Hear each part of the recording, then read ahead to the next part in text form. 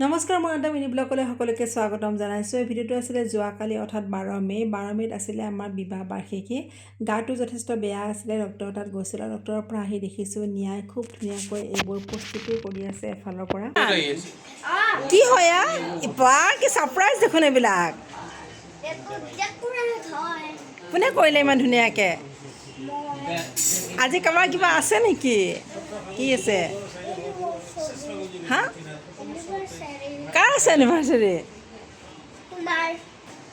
তুমি মোৰ এনিভাৰ্চাৰীৰ কাৰণে ইমান ধুনীয়াকৈ কৰিছা নেকি? পৰিয়ালৰ প্ৰতিজন ব্যক্তিৰ জন্মদিনেই হওক বা বিবাহ বাৰ্ষিকীয়েই হওক, মুঠৰ ওপৰত ন্যায়ৰ বাবে মানুহে কেক কাটিব লাগে, উদযাপন কৰিব লাগে।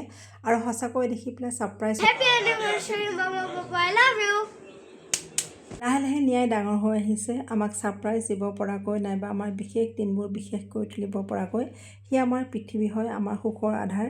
ন্যায় সুখী হ'লে পোহৰমুখী মানুহৰ আৰু অধিক পোহৰ হৈ উঠে। বাকী বিশেষ দিনটোত পুৱাৰ পৰা ফেচবুক মজিয়াৰ লগতে হোৱাটছআপ, মেছেজ, ষ্টেটাছ আৰু ফোনৰ জৰিয়তে ইমান মৰমৰ আশীৰ্বাদ পাইছোঁ যে আৱেগিক হৈ উঠিছোঁ। এটা সাধাৰণ দিন আপোনালোকৰ মৰম আৰু ভালপোৱাৰে অসাধাৰণ হৈ উঠিছে। কি বুলি যে ধন্যবাদ জনাম আপোনালোকক, সকলোকে ব্যক্তিগতভাৱে ধন্যবাদ জনাব নোৱাৰাৰ কাৰণে দুখিত। আগলৈও এনেকৈ মৰম দি যাব। আমাৰ ন্যায়কৈ আপোনালোকে মৰম আৰু আশীৰ্বাদ দিব। সম্পৰ্কবোৰ ভালে থাকক, ভালে ৰাখক। Bye bye.